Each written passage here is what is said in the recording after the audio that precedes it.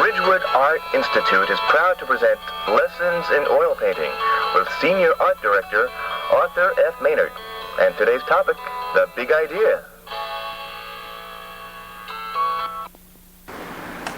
Welcome to our first show. I am Arthur Maynard with a discourse on the flow of light in painting. This is a quality that all fine traditional painters have always shared. It is a point of view, a way of looking at things.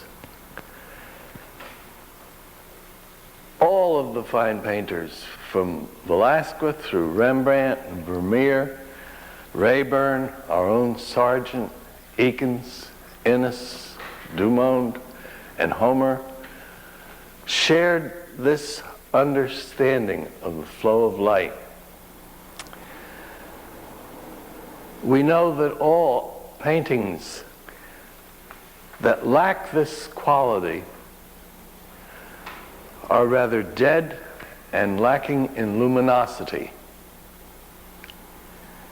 It is a life-giving quality, and our highest purpose is to bring the painting to life. We don't want to paint what we see. Rather, we want to paint the light that reveals the subject. It's such a soft, subtle kind of a light. Painters have always revered this light because it's a relatively constant light. All day long, the light is just about the same, unless a storm comes up, and then it will diminish a little bit for a time.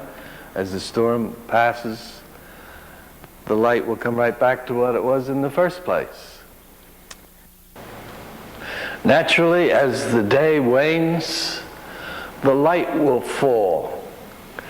It will fall prismatically, just like all light does. Everything that we see is a prismatic flow of light. Fortunately for us, there's only one prism, and we know that light falls from yellow to red to violet, from yellow to green to blue-green to violet. We know that all the light is positive, and all the light, shadow, is negative. We're constantly playing one against the other. We're really playing the major against the minor, as in music. The violet against the gold. We're playing opposites against each other. This action of light is the fountainhead of our study. We want to carry this discourse through the world of light inside the studio and out of doors. I think first we'll discuss this wonderful silvery indoor light because of its constancy. That is the place to start the study of painting. Out of doors, all hell breaks loose.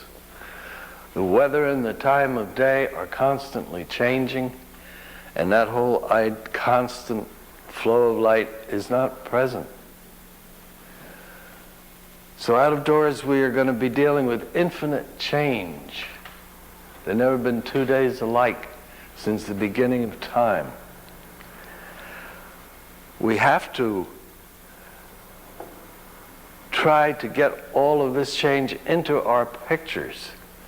We don't paint different pictures simply by changing the subject. We change the conditions by changing the conditions under which we're working. And all this change caused by the weather and the time of day creates the most exciting effects in painting.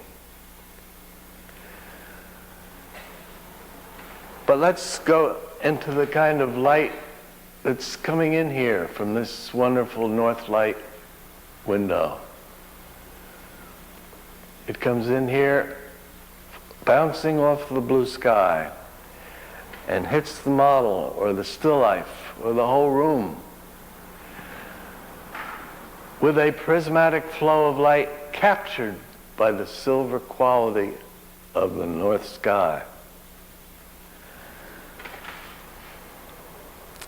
Immediately, the prism will come to bear on our color.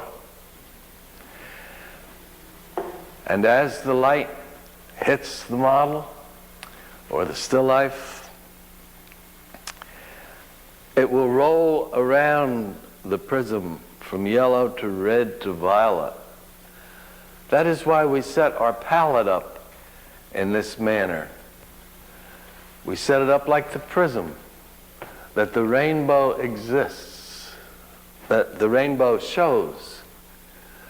And we know that light flows from yellow to red to violet, from yellow to green to blue-green to violet. Nothing else can happen. That's a natural law. So that we can choose cadmium yellow deep or cadmium orange as a carrier of a strategic amount of yellow and red to paint the golden part of the flesh. And as we proceed around the form in a portrait or a figure, we know we have to lose the yellow and pick up red. So we might select cadmium red light as a carrier of a certain amount of yellow and red to paint the redder part of the flesh.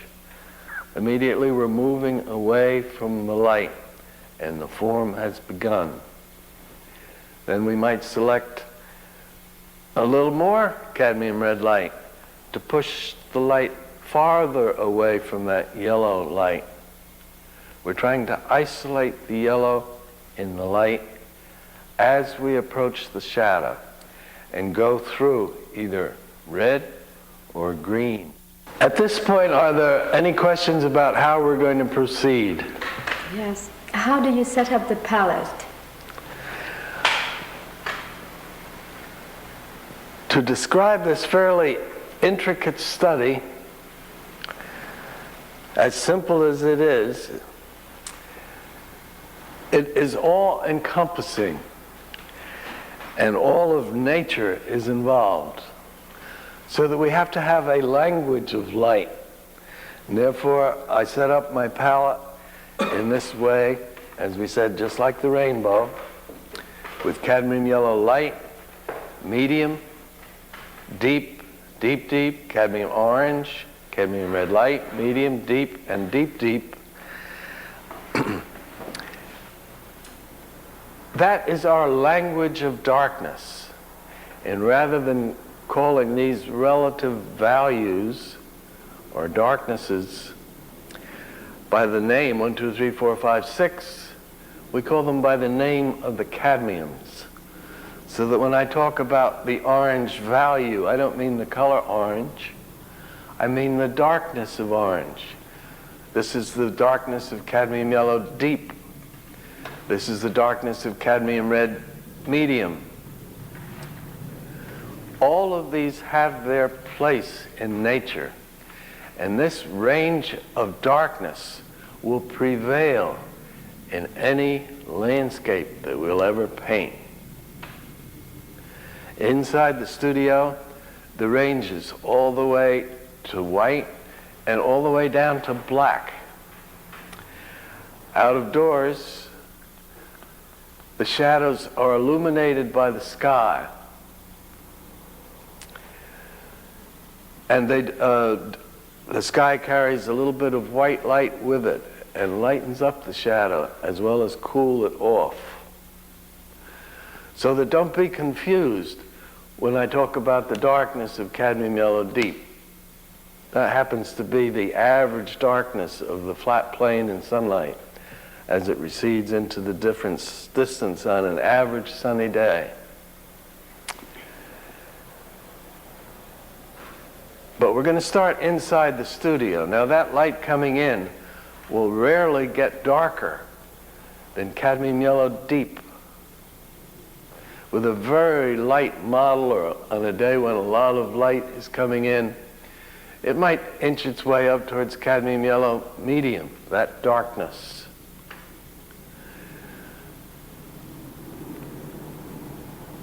So that we describe that silver light coming in the studio with a gray, mixed at the darkness, mixed at the pitch, mixed at the value of the light that we judge is coming into the room.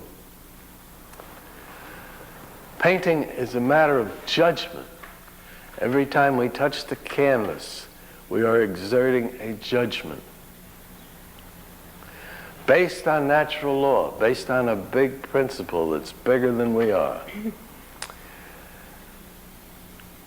This prism, this prismatic effect, controls all of our thinking about color. In fact, there is no such thing as color for itself. It's a phenomenon of light. There's no color inside the tube. It's just so much matter. You can open the tube, you look at the paint, and the minute you see it, the color is there. You close it up again, no color. I've often tried to open it up real fast so I can see the matter without the color, but you can't do that. So, fortunately, the color part of painting is relatively simple. There's only one prism. The value part of painting, the relative darknesses of things in a given situation, that's another matter. That is the kind of judgment we have to develop. And that is the reason for this keyboard. This is not a fixed palette. This is a keyboard of values. It's very much like the piano. There's a middle C, that's the orange value. There's the positive and the negative, the major and the minor, playing one against the other all the time. There are accents and there are highlights. We know that all the shadow will be darker than that. We work with 5 planes in the light and 5 planes in the shadow. We want to paint simple, powerful pictures. That doesn't necessarily mean that we eliminate the detail, but we describe the detail in a simple number of planes, 5. We start with a triad. A triad is a magical thing, 3 neighboring tones. When you see a box and see 2 sides of it, you're not sure it's solid. The minute you see 3 sides of a box, you know it's solid. Have you ever seen 4 sides of a box? I think Lewis has, but you really can't.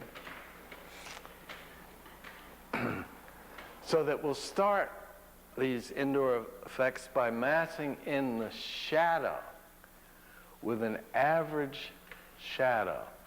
One thing. Wherever we see shadow, except in something white or something very light, we mix up a tone with cobalt blue and cadmium red medium. That's not the color of the shadow. We call that a shadow control. It's the nature of an indoor shadow compared with the outdoor shadow. It's at a strategic darkness. And in the finished painting, we erase the means by which we achieved the unity of the shadow. It's a great unifying factor. And we'll find gradually that the oneness of the shadow is more important than the differences inside it. The minute you see things too clearly in the shadow, we're breaking up the shadow, and all is lost. We want to start in the light with an average light. And if we're doing a portrait, we'll lower the average. And the wonderful thing about 5 is that there's a middle. We'll lower the average down a step so that the average flesh tone in the light will be a little bit too dark and a little bit too red. And we'll mass in the shadow with that average shadow which I described, the cobalt, the red medium. That's 2 planes.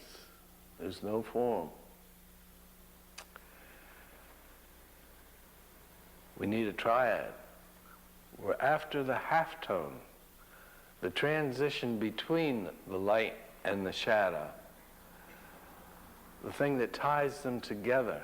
And the minute that third plane is in their form, you can't stop it. That halftone is the name of the game. Anybody can see the darks, and anybody can see the light. We're trying to establish a pattern of light and a pattern of shadow. We're building a foundation in which we can achieve our effect. We're getting prepared to make those halftones, which we know are either going to be red or green, warm or cool. And as we flow around that form, we know about where the cool halftones and the warm halftones are expected to be. If the skin is loose or soft, if we touched it, we know that the capillaries are in profusion.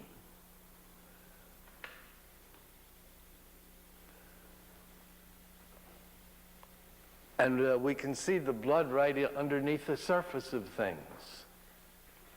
If there's a bone right underneath the surface, or there, or the chin, we expect the transition from the light to the shadow to be cool, going around the light side of the figure or the light side of the head. The plane is going away from us. And even if it was very red, we'd have to walk over here and look at it that way to see it. So that all the way down through the figure, we know where to expect the warm and the cool. And to our flesh tones, we'll add a little red medium. See, that red medium is losing yellow, so that we will pull the light and the shadow together on the edge. A halftone is just what it sounds like. It's half light and half shadow, pushed either on the red side or the cool side of the prism. And we just keep going down all through the forms, introducing that element of halftone. Are there any questions at this point? Yes, Mr. Maynard, you were just discussing the halftones and the cool prism and the warm prism. I see that there's a portrait to your left there. I wonder if you could elaborate on that a little bit. I'm not quite sure that I'm following you correctly. Yes, the transition between the light and the shadow, and incidentally, this is a sketch by George Holloway, who's going to be a very fine portrait painter. He knows that there's a bone right underneath the surface here on the forehead. And he knows that in between there, the eyebrows, there's a bone right there. Cool halftone. Going around the light side of the head, he's turning cool. But just by controlling where you put your accents, right in that flow of light, right down through the whole portrait or figure, you force the attention of the eye just to look at that picture. Sargent could paint a whole room full of furniture and rugs on the wall and everything else. You would look at nothing but the subject, but the sitter. His highest lights have a flow of light all through the figure. He puts his accents only where they should be, not to the extremities.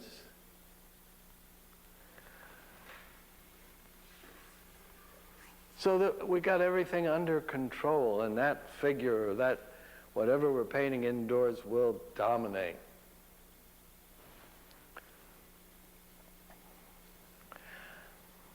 Let's say a little bit more about working in the light. We started out with a low middle position of light and worked towards the halftone. Most of the light is halftone. It's a very delicate, subtle process. Warm or cool. We know where to stick them. We know how to mix them, and we know where to stick them. But it takes a little practice to stick them in the right places. When we come up to the lights, there has to be a dominant light. What does dominant mean? One. So we decide where that dominant light is. And as the light falls down the head, we find the dominant. It's usually on the forehead. It doesn't have to be. It could be on the fanny. But then as we flow down the head, second light, third light, fourth light, fifth light. The head is just as round this way as it is that way. So that if we put equal lights all over the portrait or the figure, it's flat. We're painting up in the air instead of around the form. So that there's a tremendous control about the values that we put into these pictures.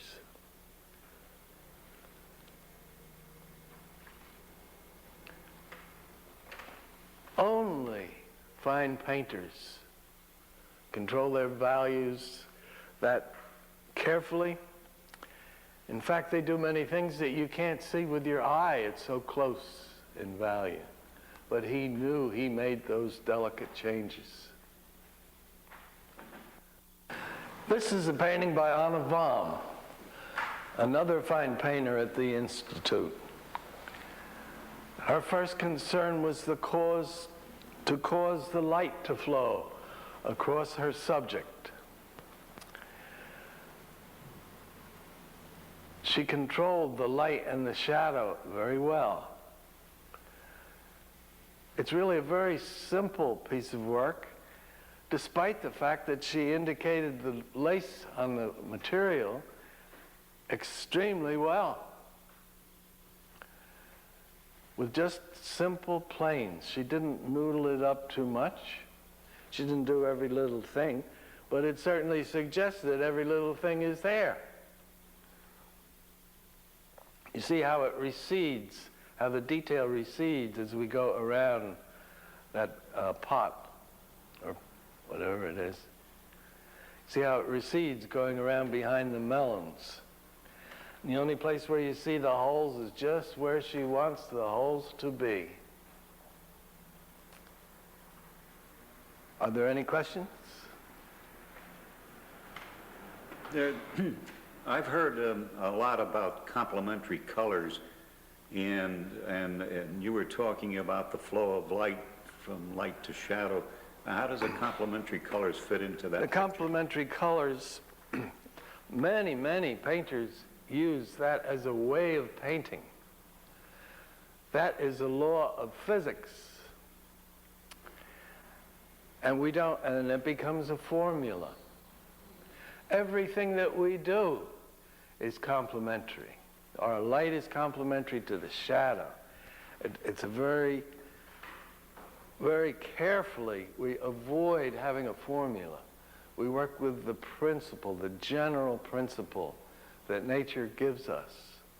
We're painting the light effect and the progression in the light, so that we are aware of that law of physics, but we don't make a formula, we don't make a way of painting out of it. We are studying nature and we relate to that. We don't have to worry, everything that we put down on the canvas is complementary. I hope that you have enjoyed this segment of our discourse. We've covered the light effect inside the studio very simply. and as quickly as we can. Next time we will study the light effect out of doors, and I hope you'll be with us then. This is Art Maynard, an instructor at the Art Institute in Ridgewood, and I've enjoyed talking to you, and I hope you've learned a lot.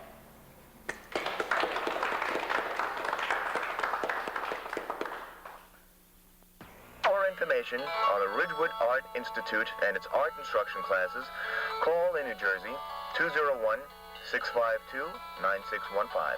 That's 201-652-9615. Or write the Ridgewood Art Institute, 12 East Glen Avenue, Ridgewood, New Jersey, zip code 07450.